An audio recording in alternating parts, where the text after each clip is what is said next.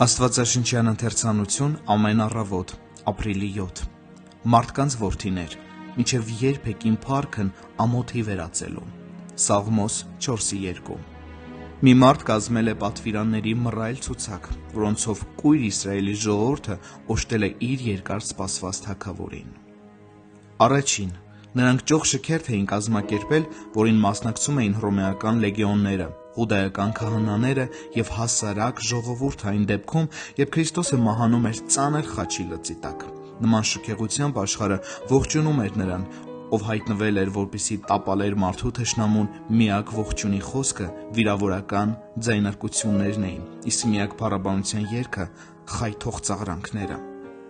Երկրորդ, նրանք մատուցեցին պատվո գինի, ոչ թե իսկական գին ու ոսկե գավաթ, այլ մահաճաղի թմրեցնող խմիչք չարագործների համար, որից նա հրաժարվեց, որպես չարչարանքները մեղմացնող միջոցի։ Ավելի ուշ, երբ նա արտահայտեց «Ծարավ եմ», նրան լեղիով խառնված քացախ տվեցին սպունգով։ Ինչ դաժան զզվելի սիրալիություն ցուցաբերվեց թագավորի որդուն։ Երրորդ, նրան հատկացրին պատվո պահակախումբ, որն հարգանքն արտահայտվեց նրանով, որ հսկիչներն իրար մեջ բաժանում էին նրա հագուստը, որ խլել էին որպես ավար։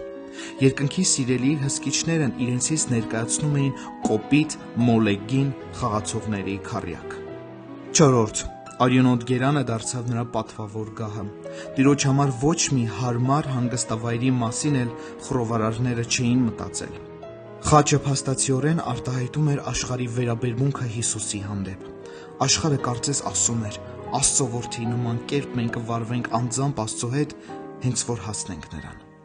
Հինգերորդ, Հուդայի թագավոր արտահայտությունը նրա պատվավոր տիտղոսն էր, սակայն Իսրայելի կույր ժողովուրդը վճռականորեն մերժեց նրան։ Ըստ էության, Բարաբային ընտրելով նրան շնորհեցին չարագործների թագավոր տիտղոսը, նրան տալով ամենանվաստացուցիչ տեղը երկու ավազակների միջև։ Մարդու որդիները նրա փառքը վերածեցին ամոթի,